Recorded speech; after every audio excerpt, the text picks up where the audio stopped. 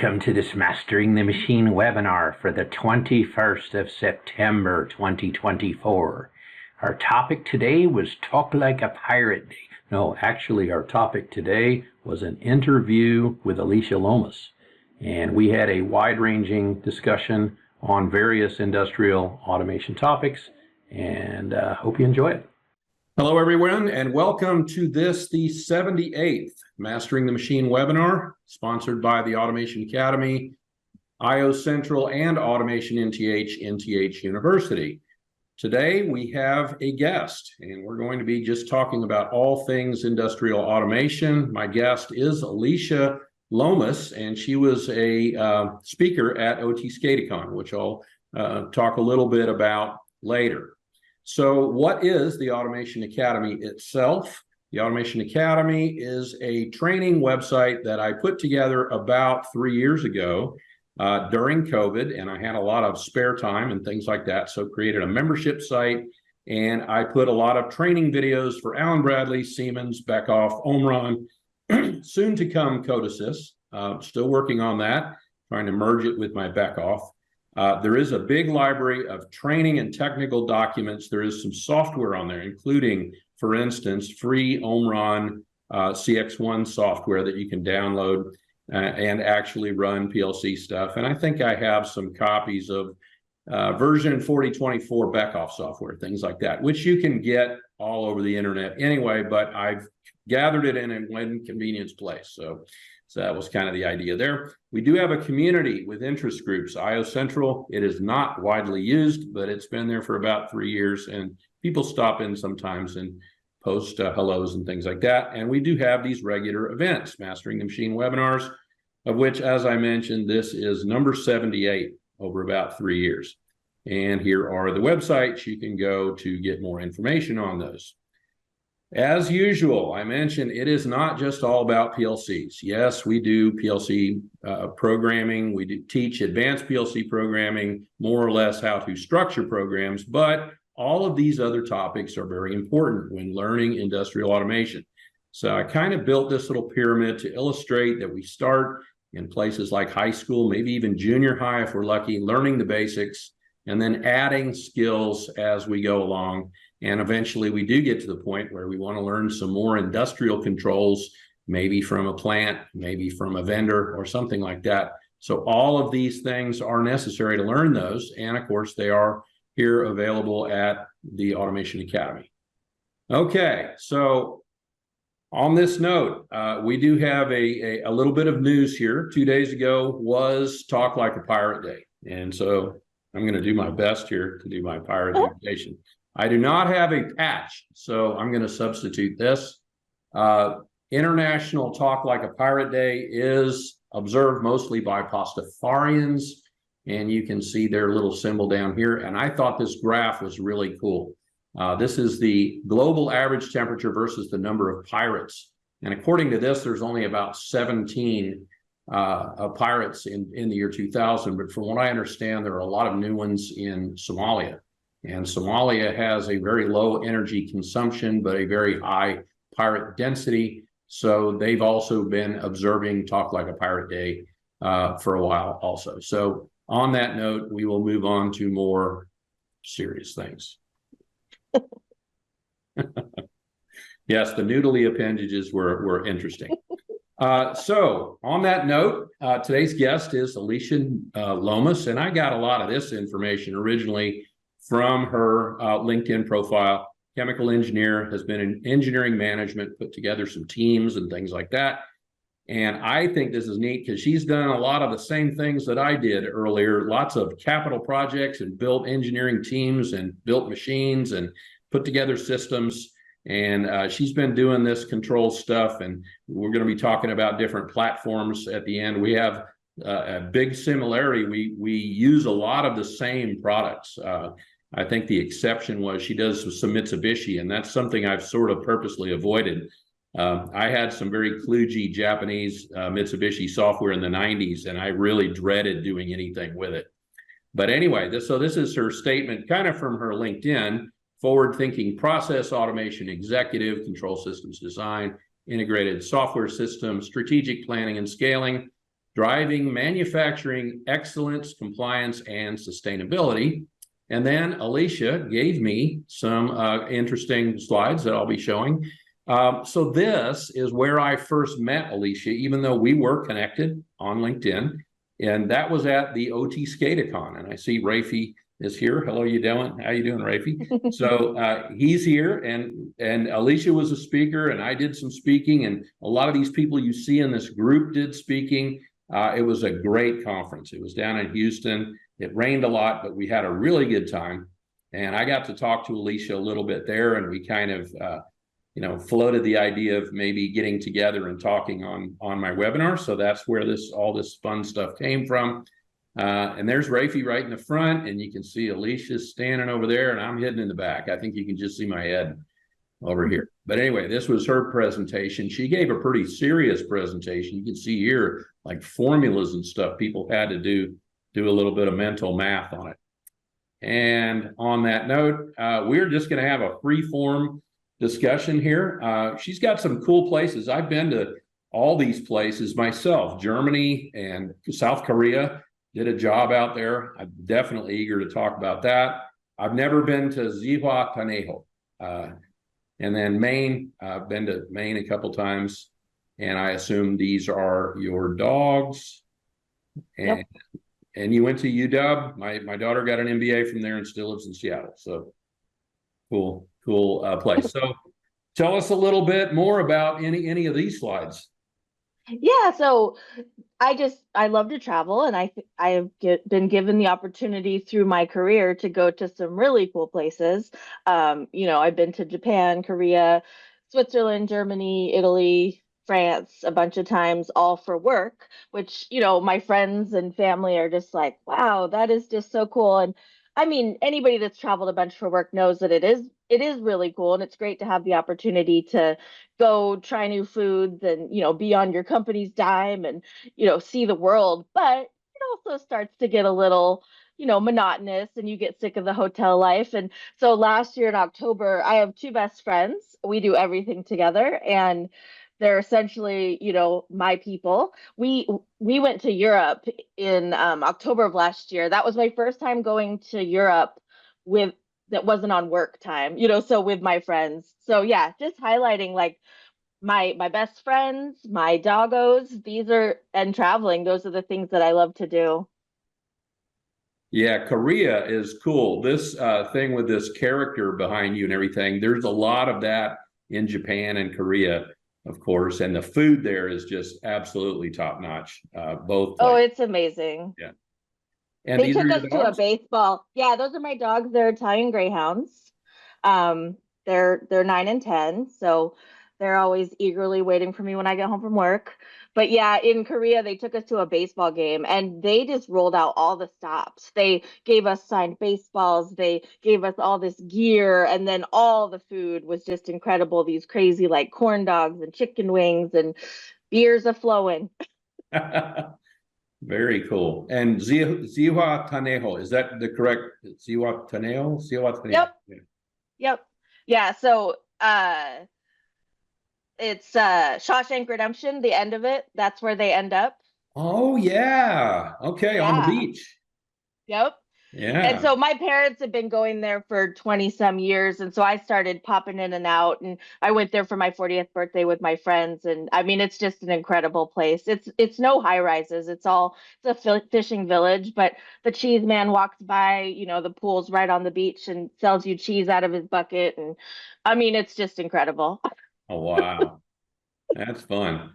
So these are some of and I saw all these on your LinkedIn profile. We have this in common also. I've done a bunch of, built food processing machines, mostly packaging, but I do a lot of work in a beverage plant down in Miami, American Beverage Depot. I've had them on as guests, and we've done a lot of different things in the plant down there. Very old plant with a lot of archaic equipment. A lot of old Siemens 300s, 400s. I don't think they have any TIA portal. But then I helped them migrate from the 500 platforms to 5,000, and now they don't have any 500s left. Yeah, and we do a lot of ignition SCADA. We kind of have adopted that. So these are some major companies, Daisy and Chobani. That's my yogurt every morning. Krusty's, so they own Ghirardelli? Yeah, not Ghirardelli, just they make the brownie mixes, so they have a partnership. Oh, okay, cool. And then And they make like Denny's pancakes and stuff too, just anything powder related. and then Oberto, I think, do they make frozen pizzas also? They might have gotten into that market now, but it used to just be beef snacks. Beef snacks, okay. Okay, and then yeah, I met you when you worked at Redwood Materials. I think we talked a little bit, and then yes, medical manufacturing. So this is a big topic because of validated software, and I've been asked to do some teaching on it, and I really am not qualified. GAMP, did you use GAMP? Yep. Yeah, and you know they asked me about doing that the other day, and I think there's a big learning curve there to get into a lot of the GAMP procedures. And so I kind of begged off and just said, well, it would take me so long to do any major write-ups on it. I think a lot of things have already been published, but I'm not qualified to teach it. But so tell me about so what did Redwood Materials really make? Yeah, Redwood was basically recycling batteries. So taking in any big Tesla modules, Toyota Prius modules, as well as just your cell phone batteries, your toothbrush batteries, taking really any batteries that would have lithium in them, nickel, cobalt, recycling it in multiple fashions. And then, what comes out of that is a black mass, which is, a mixed metal. And then you're actually able to take that and process it further to, lithium products, nickel products. And then ultimately we were working towards making cathode active material for the battery suppliers, as well as copper foil.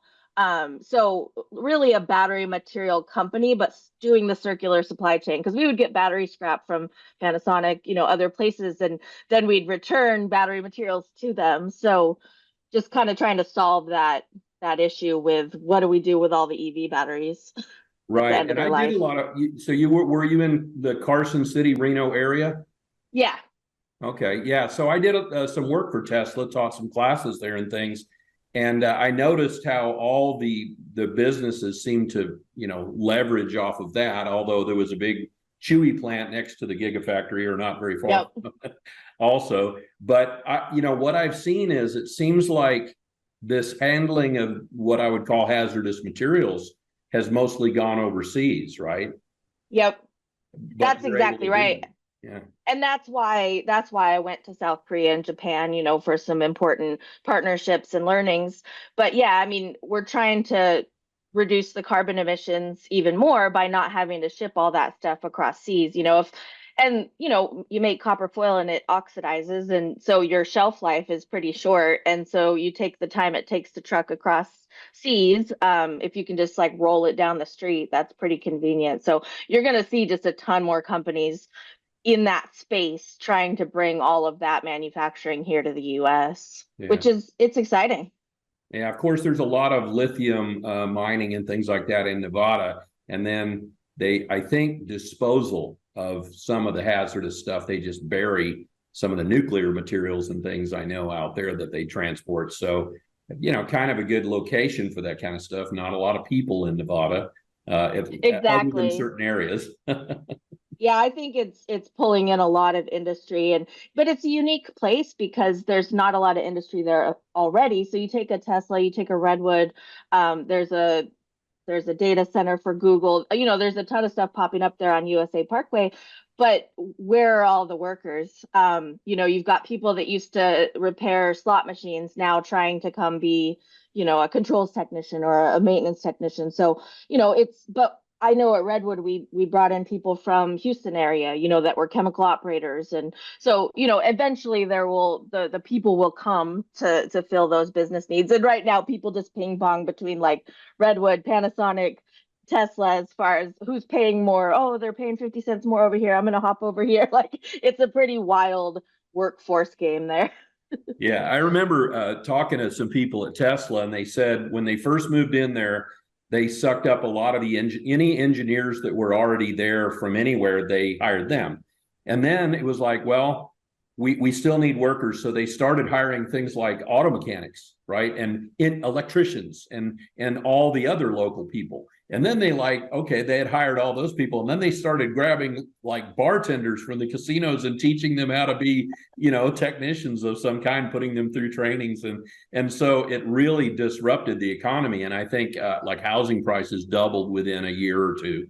It was crazy. And before that, I Yeah. like that area. It's dry, but it's kind of high desert, and it's interesting next to the Sierra Nevadas, and you can go up into the into the mountains. It's a neat area. But well, that's interesting. Yeah, I didn't know what Redwood really did. And then now you work for Terraform Industries, which looked like a startup, and it mentioned that this is what I found online. Is that the castle you interviewed in?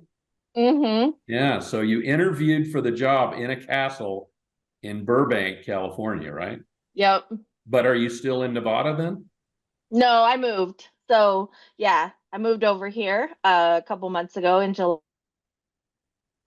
So living that LA life now. Oh, wow, that's expensive too. It's really expensive. Yeah, so speaking of the cost of houses in Reno, I moved over there in 2020 and it was like a bidding war. I had to put in offers on multiple houses and pay over listing just to get a place. But, I got in right before prices even skyrocketed more. So, I'm renting that place and now paying rent that's like way, way more than my mortgage in Reno. But, LA has a lot to offer and I can walk around the block and pick fresh fruit and, it's wonderful. Ah, yeah, parts of LA are great. As a matter of fact, if you're around, I will be there in 2 weeks. Oh, okay. I get in October 6th. I always teach these classes right next to the airport, which is not ideal, but it's okay. And then every once in a while, I get to go to Palos Verdes Hills or Santa Monica, some of those areas, get to mess around with that. But anyway, I'll be there for that week. So Yeah, we should definitely catch up. yeah, sounds good. So tell me a little about this process. This was really interesting when I saw this. Yeah, so I've kind of got immersed in the sustainability space, ever since joining Redwood, going from, food and bev manufacturing, which really was where my passion was. I just love process control. Went over to Redwood, learned that space, and then was looking for my next opportunity and talked to Terraform Industries, and we are essentially taking solar. So this whole thing is going to be hooked up to solar array, and we're going to make hydrogen from solar and water and with our electrolysis. And then direct air capture, basically you're just taking the air, grabbing the CO2, and then you're blending the hydrogen and CO2 together and compressing it and then sending it over to a reactor. It's a Sabatier reaction, which is methanation, and we're making methane. So it's a green methane that can basically be plugged in to the pipeline. So it's pipeline quality. And, it's sustainable. There's a Wow. huge market for it. So we're essentially going to become an OEM of these things and, basically have them all over the country partnering with different utilities and such.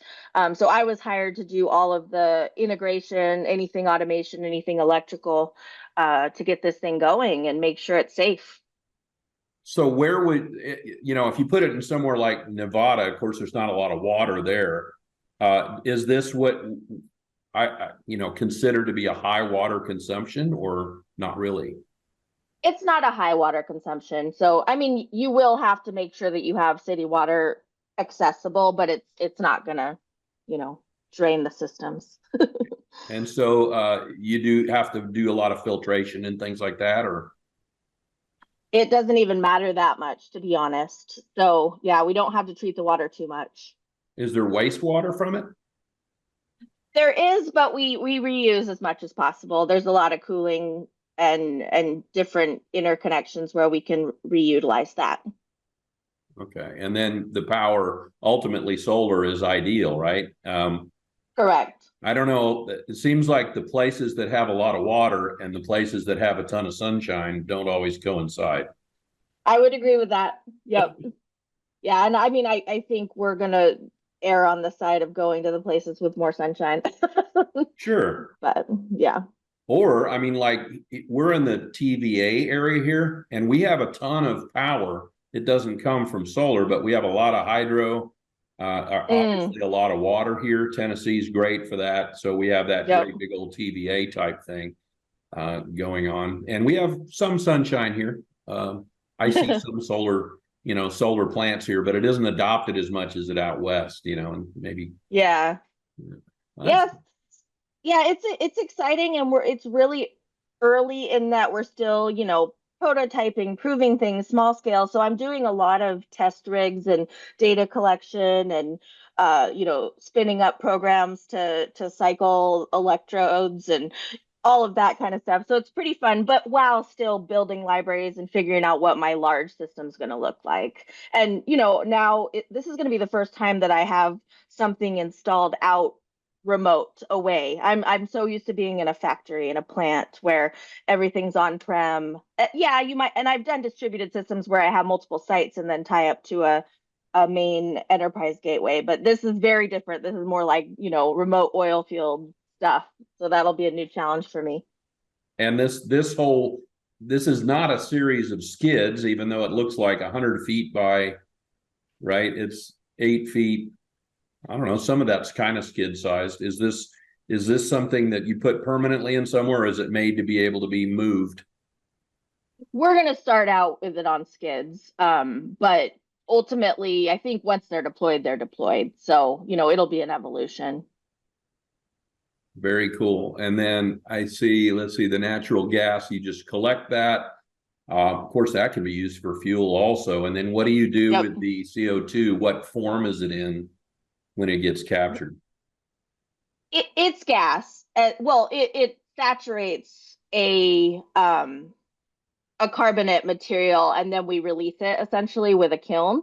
So it comes off in gas, we cool it, and then send it to the reactor. So that'll all get converted to natural gas. I see. Okay. Yeah, Very it's like a cool. 4-to-1 ratio between hydrogen and CO2. This is a neat process. And is this what you would consider a startup? Are they in the startup Oh phase with yeah. investors and all that? Yeah, it's all pre-Series A, so just some passionate people putting their faith in us, which is pretty cool. And that is awesome. Yeah. And Burbank, that's actually, do you work near Burbank? I'm in Burbank, yeah. You're in Burbank itself. Right by the airport. Yeah. Well, that's convenient too. Yeah, you can fly It's into really the little convenient. Southwest And airport. you can't beat working in a castle. I mean, I feel like royalty every day. You actually work in the castle. Yeah. Wow. That is neat. Yeah, I'm going to have to get up there. I've got a cousin who lives in Pasadena, and that's not Okay. too terribly far away up along those hills, but No, a very lot of cool. my coworkers live there. Yeah. Yeah. Well, that's a neat process, and I definitely look forward to checking a little more of that out. I did go to the website and kind of looked there, but didn't see a lot of, fancy graphics or anything, so didn't understand the process so much, but you've explained it really well. So yeah, and Well, that was by design. So there's a big war within our company because the founder wants that to be no nonsense, just information. So he designed it in that fashion, and then business side is like, we need flashy graphics. How are we going to sell this stuff? Because people are going to be like, oh, what's going on? So I quite like it. I think it's fun. yeah, oh, absolutely. All right, so this is the last slide I think you gave me, and of course this is days of discussion, right? Yep. Platforms. I haven't used the bricks. I've used so much Automation Direct ever since they were PLC Direct. Anytime I had a customer that didn't have software already and didn't have a platform, I didn't want to push them into something like Allen Bradley. Although there is the argument that everybody in the area generally can work on Allen Bradley, whereas a lot of people didn't know, especially old school Automation Direct, which was very register based. It's kind of like old school Siemens. Yep. You really had to know your registers and you had to know your data types pretty well. And so Yep. that's tough to inflict on people sometimes. But from what I understand, like the productivity stuff, which you can see here, is just pretty IEC 61131 user-friendly software. Really, the Yep. click even is. But I don't know much about the bricks, the BRX. What can you tell me about that? Yeah, so this was like 2 weeks ago that I actually dove into it, and I mean it has the older school feel in that the registers and having to look in a certain spot to see what your mapping is and such, but they they have such good documentation. I feel like it's an amazing entry level piece because everything you hover over has this big dialog box that gives you details. And it sounds like the developers are just on it. There's a forum. It's kind of like the early days of Ignition where you're like, I need this feature, I need that feature, and they'd like get on it right away. So it's a really good software for people that are beginning because it's free and it's got a lot of helpful tips. For me, I'm like, this is clunky. This is, it doesn't feel like a good fluid environment for a seasoned controls engineer, but it's workable. Any PLC we can make work, right? Absolutely. Yeah, I have such a love-hate relationship with Alan Bradley. The ease of the software is definitely there, but the Yep. cost is insane. And I teach a lot of this, and I have so many students that want to learn it. And it's like, well, here's the problem. You can't afford the software or the hardware as an individual. Your company can, and maybe they'll provide it to you. And Alan Bradley's not going to give you anything. There's no cheap or free version of 5,000 really at all. They had Right. RS Trainer for 500 and things, but anymore, the 500, the register-based stuff, maybe the 1100s and 1400s people are playing with. Maybe people can get one online and pick up a free version of software or something. But even that, they've so dumbed it down. And these other platforms, right? Productivity 2000, 3000, free software. Yep. Beckhoff, Codesys, free software. Now you have to pay to get your runtime license, but it runs for a week, free. Yeah. Like Ignition, Yep. really, just Yep. like that. Yeah. And even Siemens does 30 days trial, which, it's something. Yeah, but not recurring 30 days. A lot of times I get software and I I know. mean to play with it, but the clock doesn't start when I buy it. As a matter of fact, Yeah. here I got the software and I got the hardware, and then it takes me weeks to probably get the hardware into a box with I stuff know. around it. And then, I now know. it's time to activate your software. And it's like, I only got a week left. I know. That's the Yeah, and problem. uh, I have to go back on this Rockwell topic. So, I was a Rockwell person before I went to Redwood my whole career, and I had done some Siemens, but it was, minimal. And I went and evaluated Siemens head to head with Rockwell and tried to be as non-biased as possible. And by that point, I was already kind of upset at Rockwell for their licensing model and just certain lack of support when I was trying to deal with some weird issues on a huge factory talk view SE application. And, so anyway, honestly, the usability, the user interface, the ease of use, it's the only place where they came out ahead. Service, support, cost, technical capability, all of that. It just went to Siemens. And, so I continue to be mad at Rockwell. Like it was something that was so important in my career, and I was a fangirl forever, but I just don't think they've put the right resources towards it in the recent years. It's more like acquisitions, and they're not focusing on the hardware, the software, the customers. It's frustrating. Yeah. And they've got the US market kind of wrapped up because there was such an installed infrastructure early on. And, it seems like the Modicon stuff went overseas and ended up being much more European. There's some here. And of course, Siemens, biggest worldwide. And I do like TI Portal pretty well. Yeah. It's almost as user friendly as the Allen Bradley, not quite. Yep.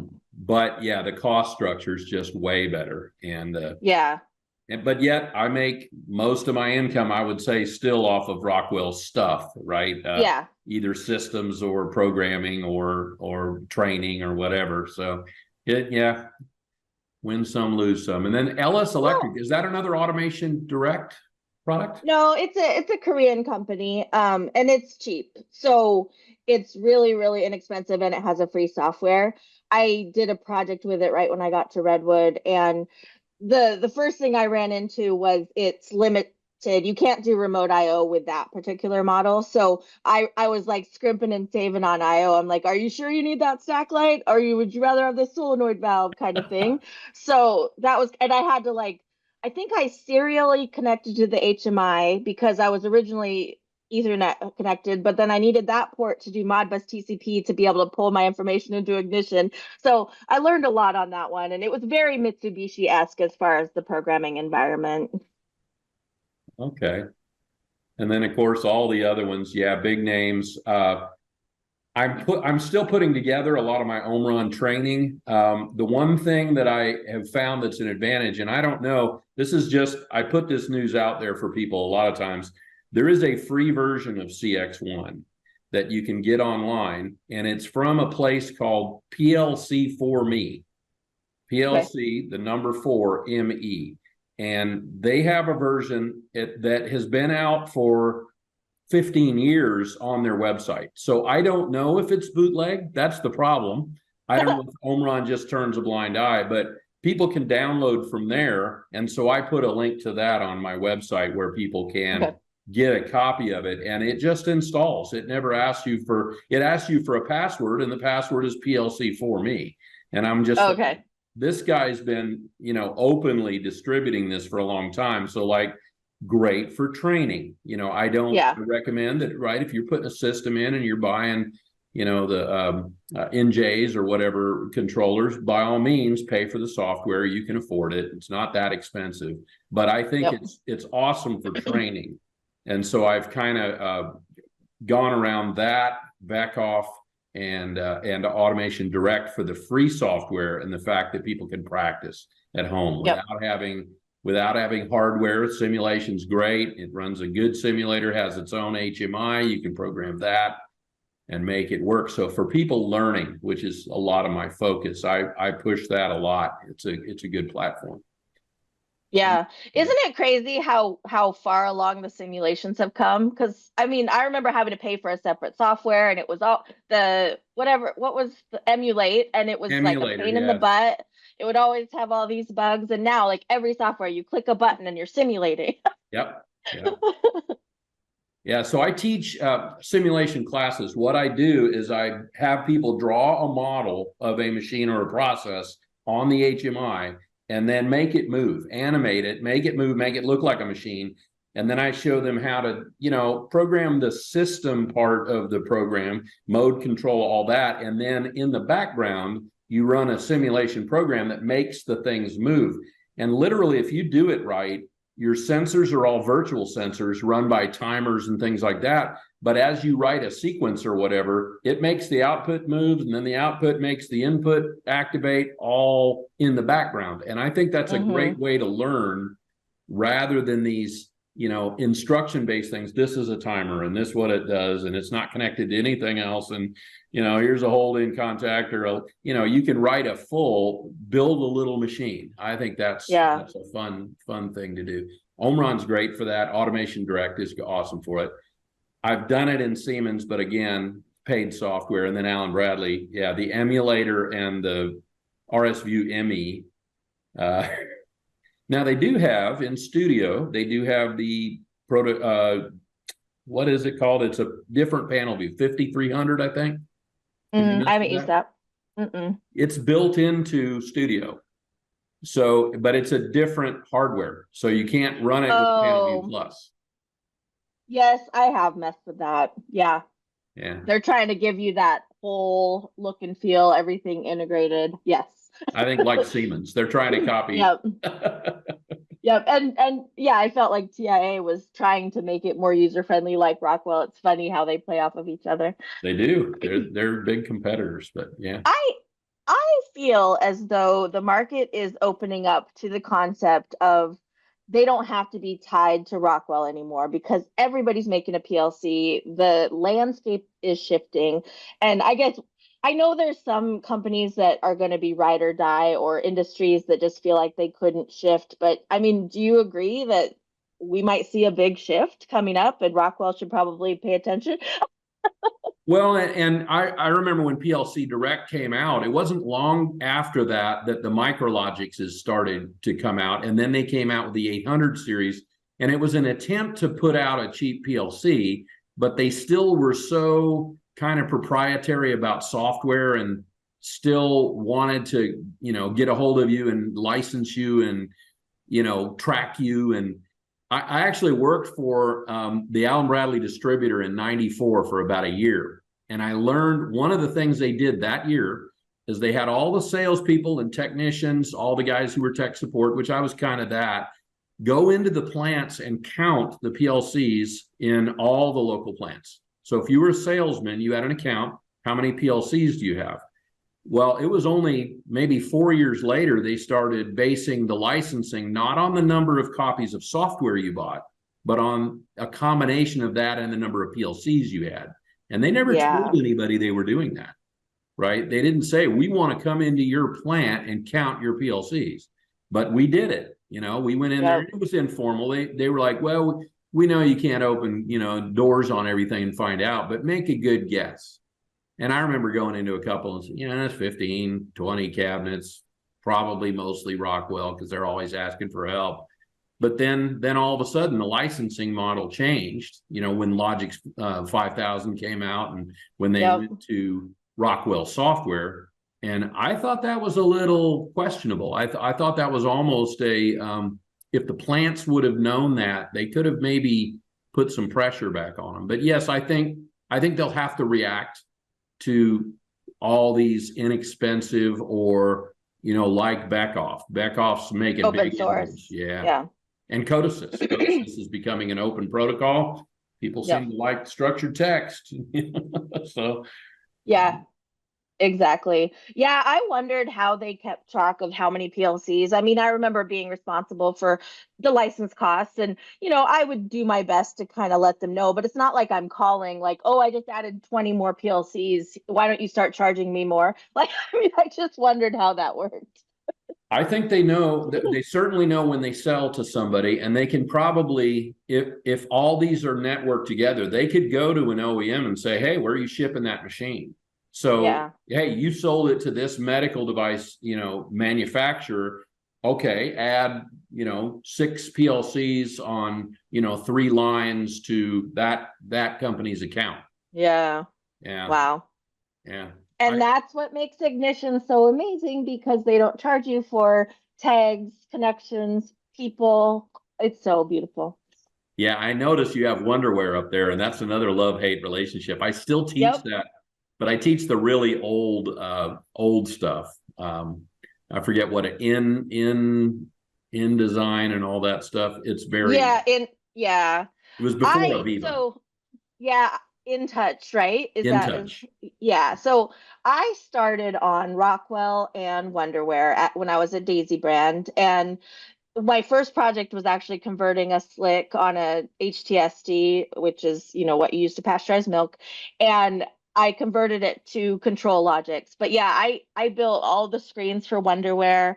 And then even when I was at Chobani, we had Wonderware Historian, even though we had Factory Talk View, we had Ignition, like randomly my engineering VP really loved Wonderware Historian for whatever reason. So I've been using it for a while. Love hate, agreed. Yeah. So those 3, do you obviously Ignition to me is the new Wonderware. They have taken over the market. They at this point may have a majority. I don't know if they have the bulk of the market in the US. It seems like it because everybody I run into, that's their new thing. And obviously, I think it's the least expensive of the 3 because it's not tag based, right? I mean, not tag priced. Do you consider it in every way better than the other 2? 100%. And I went through the journey of being a little skeptical. So I learned it as an integrator. We were using it for recycling plants, and even that it was still very new. That was like 10 or so years ago, and I'm like, oh, this is a little scary. It was uncomfortable, but it seemed to work fine. And then we were playing with it at Chobani, and I'm like, can this really take over? Like, do we trust it? Do we believe it's reliable enough to deal with 500,000 plus tags, and that many connections? And we just kept doing more and more and kind of built it on top of Factory Talk View more as kind of a SCADA.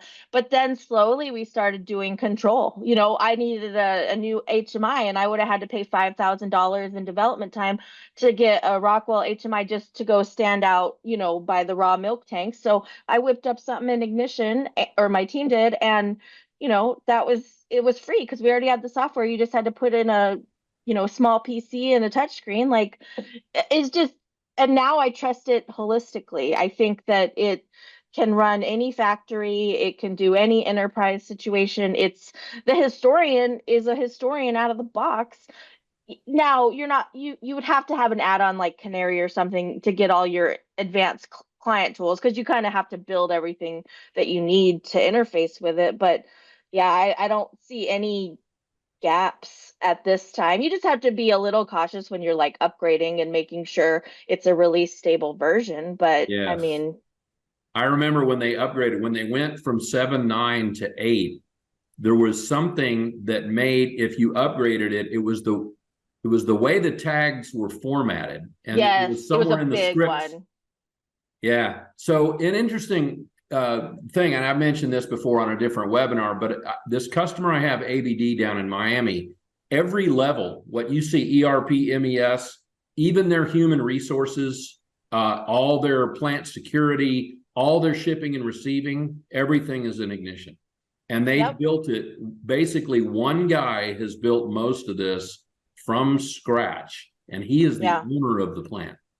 Wow, Which that's is incredible. bizarre. Yeah, he's got 100 Yeah. employees, and he's got help now. He's got, obviously maintenance manager and, a good Yeah. electronics guy, and he's got a few IT guys now helping him. But when he started, it was because he was frustrated. People had built him these kludgy Visual Basic things, or he had a little bit of Rockwell. He had a old RSV32 SCADA system, and he converted it all. He went page by page. I helped him create a lot of the pretty screens. I'm a little better at that than he is, but he was all over the databases. He was just Mr. SQL. That's incredible. And at Redwood, my team was building our own custom MES on Ignition. We tried Sepasoft, we looked at other softwares, but the foundation is there in Ignition, and the fact that it's database centric, you can do anything.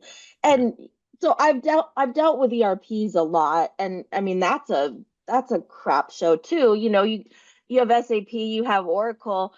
They're these powerful softwares, but they still look like they're from the 80s, and you have to have custom developers give you every feature and function you want. And that's the beauty of Ignition. You could just go in and build that stuff a lot more straightforward and catered to your plant. Yeah. So yeah, I want to build my own computerized maintenance management system in Ignition. I think somebody already has, but I have a passion for that software and how crappy most of them are. I think that'd be awesome if I had time.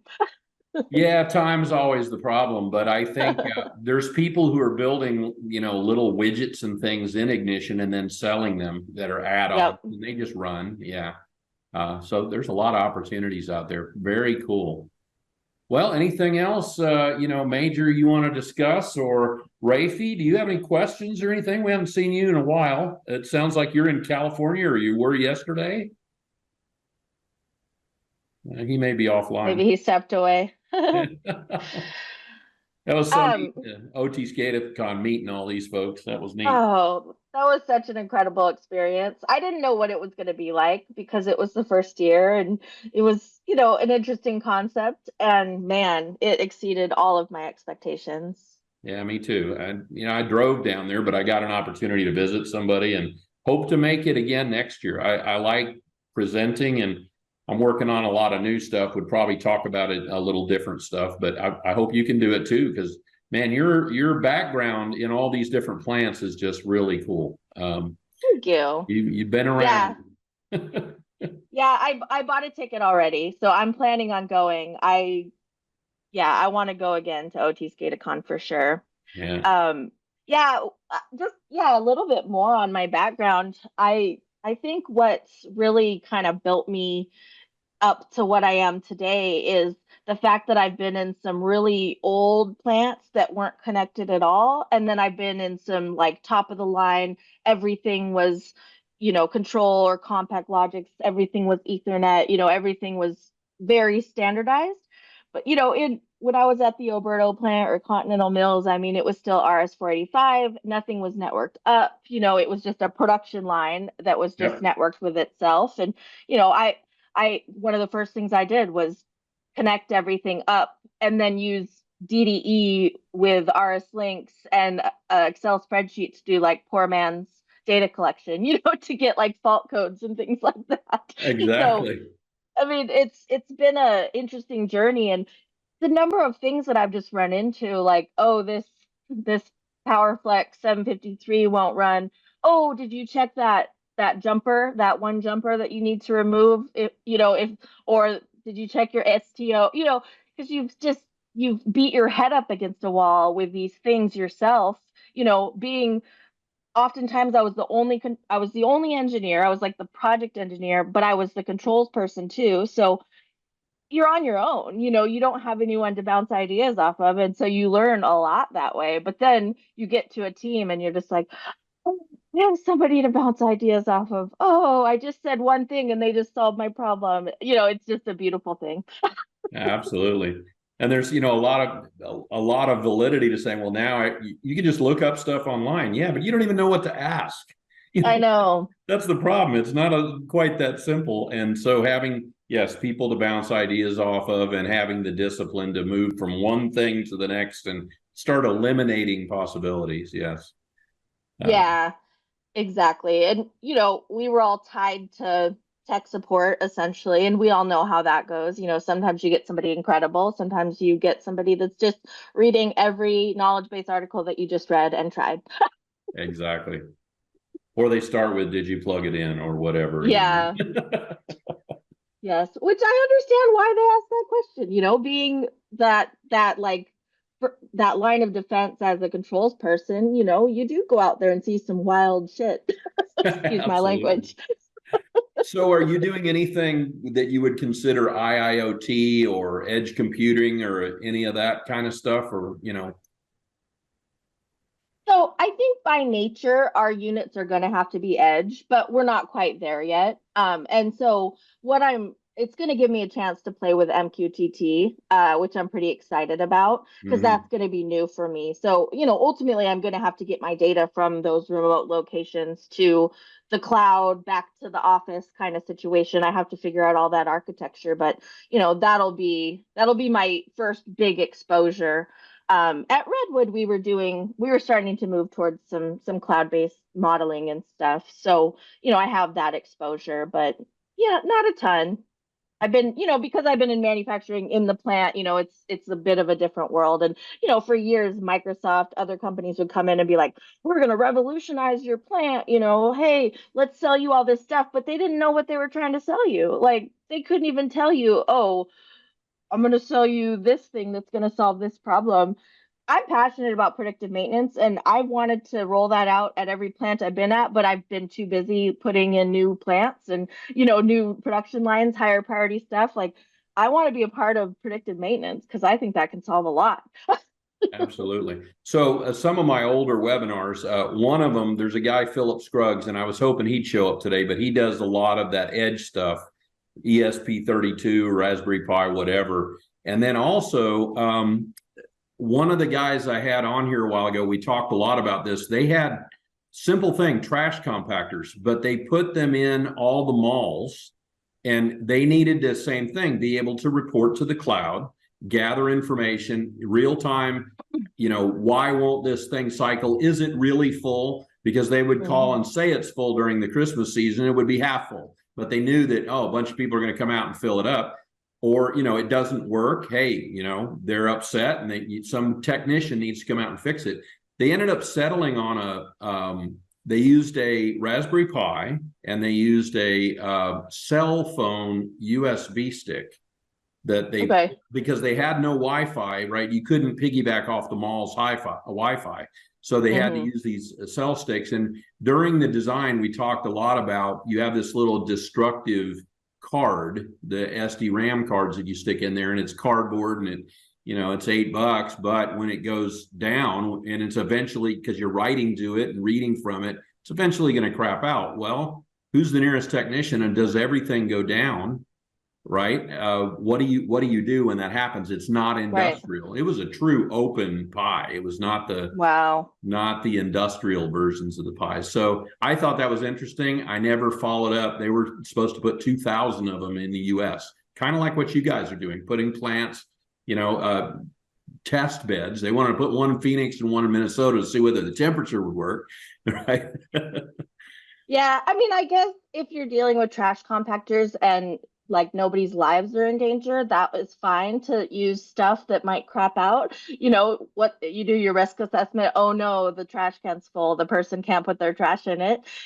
But I know that there's a lot of, people that are more startup thinking, we need to revolutionize this space, and old school industrial automation stuff is too slow and too archaic, and they want to come in and put in all these fancy new fandangle solutions, but totally ignoring the fact that we use this stuff for a reason. And the hardware interface with the hardware in the physical field is super important, and if that goes down, somebody can die, or That's a right. plant can blow up. And so those are some of the interesting things I've dealt with since kind of entering the startup space, is having those conversations from people that, I mean, their intentions are to just do things better. I get that, but you still have to have some respect for where the industrial automation space has come from and why it is the way it is.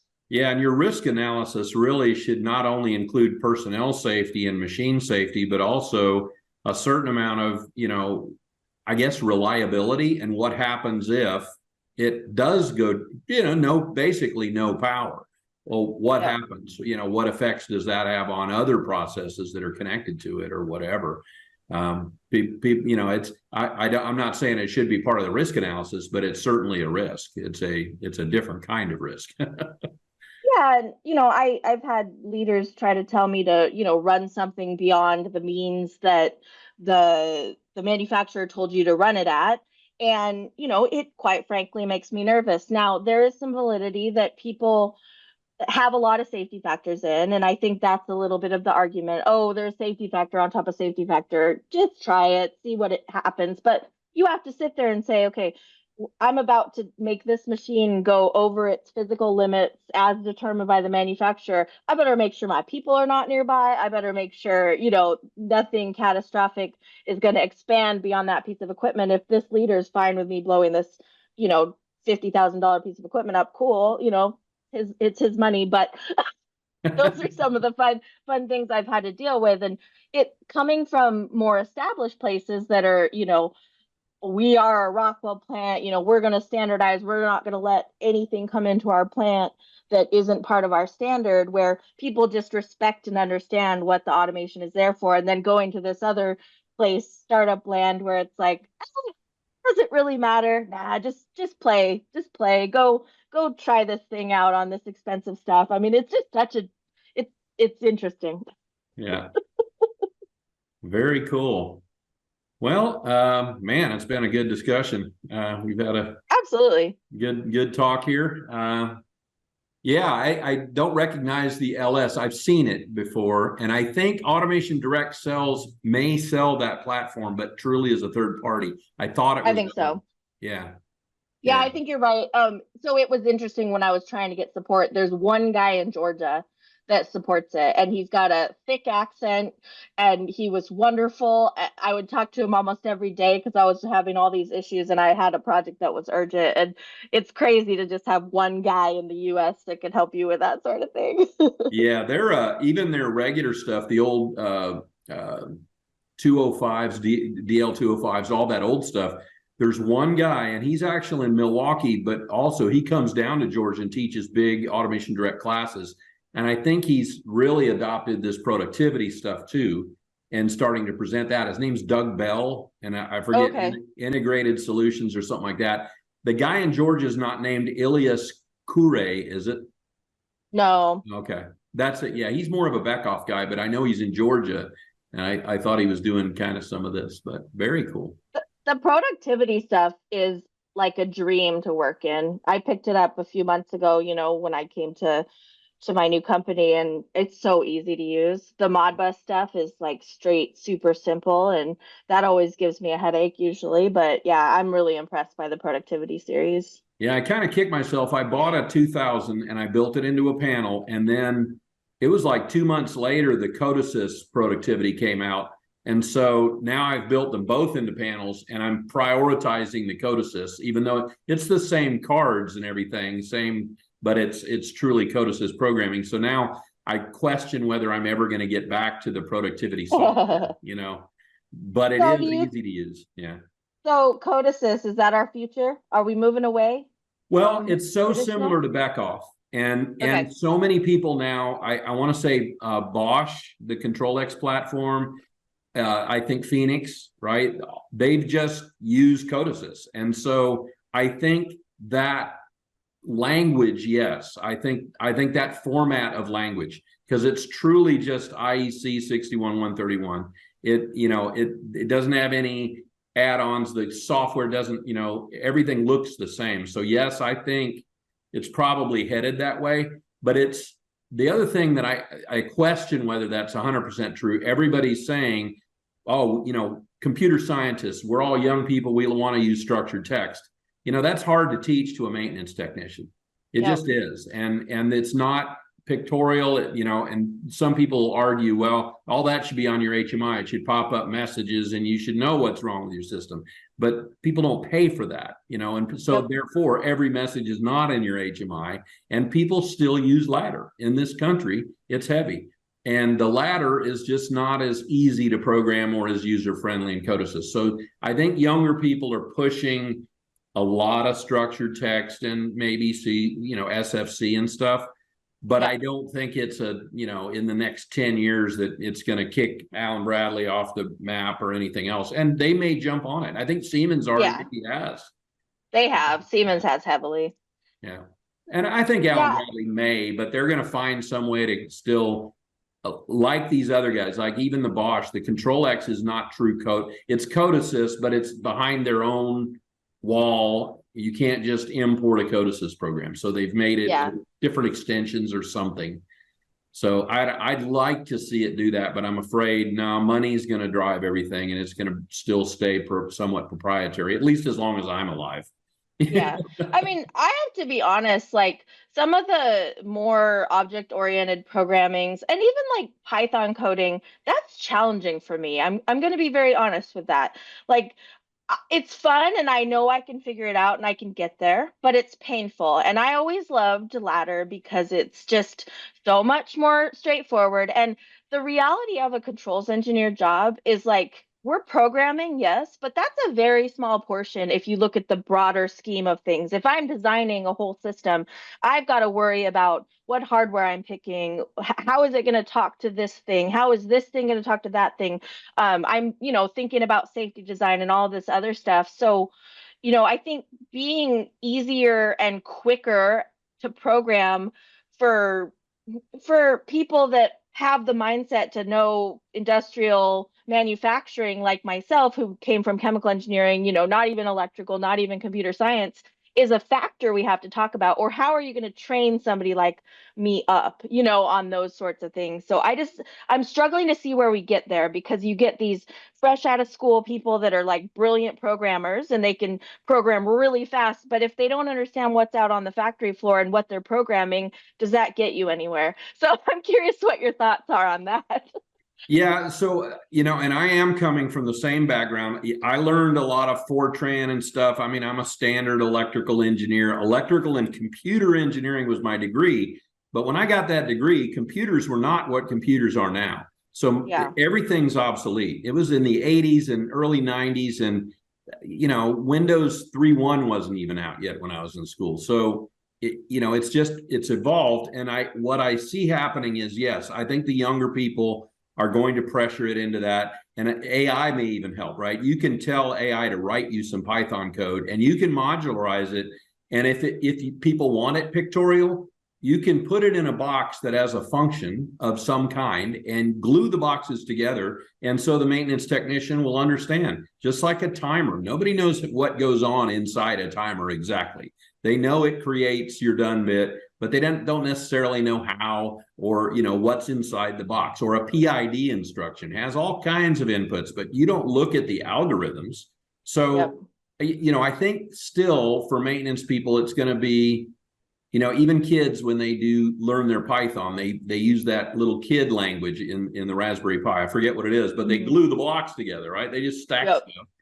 I think that's still going to be there. It's going to be easy to use. And then the people that build the stuff that goes inside of the little boxes, by all means, go crazy and write structured text and whatever, but make it easier for the end user. Yes. Yeah.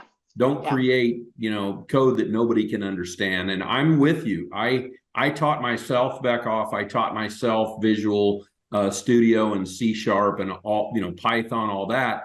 Got the books, and it was still, where do you even start? Right. And the object-oriented programming, I found some great resources, on Beckhoff's website, great examples and how to build that stuff. But now my job is to teach other people at a high school level how to understand that stuff, because yes, like you said, you got way too many other things to worry about, especially putting together a machine. I spent 20% of my time maybe coding when I was a project engineer. Yeah. And the rest of the time was working with other people and designing, helping the mechanical guys really design the machine, putting together spreadsheets and IO lists and communication networking diagrams and Exactly. Well, I think it's great what you're doing, dedicating your time to training, because that's what's totally needed. And I get asked on a weekly basis, how do I get into controls? How do I get into programming? And you're offering up lots of options to do that with highlighting free softwares and cheap, easy to grab hardware. So that's awesome. Yeah, I wish there was a quicker path. I teach these 4-day classes. That's what I'm going to LA for. And Control Logic's in 4 days. If you have a little experience, you'll learn more. If you have no experience, you'll be comfortable with the software and you'll have a rudimentary understanding. But you're not going to learn it. You won't even be a programmer after a year of doing it every day. It'll take you years. There's so many pieces, so many other things you have to know. And unfortunately, there never will be a real shortcut unless they have the thing you plug into your neck and it just downloads all the information from the cloud. And, maybe the future holds some amazing things, but. Yeah. And I have to have a shout out to the Toms at Daisy Brand, because they taught me everything I know about controls. And I feel like I left that place like set up to go out on my own and be a controls professional. They gave me enough rope to hang myself, and luckily I didn't hang myself. They set me up, just like you said, building some screens in Wonderware, and they gave me that project to convert from a Slick to a Control Logics, which gave me the foundation of here's how the tags work. Okay, here's this new way of going, and they were there to just kind of help me. They handed me my first multimeter and taught me how to use it safely. But even to this day, I'm still scared I'm going to blow the fuse. But people just need someone there to let them fly, but catch them and just kind of interject little teaching moments. And if you haven't faulted your first PLC, well, lucky you, but those are experiences that you need to have so that you never put a negative preset into a timer or divide by 0 or whatever, and those sorts of things. Well, on that note, we've done our full hour here, so put on my pirate hat again, and here's my old school relay patch. And on that note, the next webinar will be October 19th, probably. It may be a day early, who knows? Don't know what the topic will be. I hope I can have another guest or just hang out with people. I'm coming back from Chicago and talking to the guys at Gakuto and Genflex. They're the ones who design my enclosures, the ones that you see up on the shelf behind me here. And I'm going up there to talk to them about, they do some cool stuff having students manufacture things and learn how to do welding and hopefully wiring. They're not quite there yet. They do a lot of robotics, but I'm talking to them about some partnerships and things. So on that note, happy Pirates Day observed to everybody. You know, this is 2 days late, but International Talk Like a Pirate Day, matey. And on that note, see everybody later.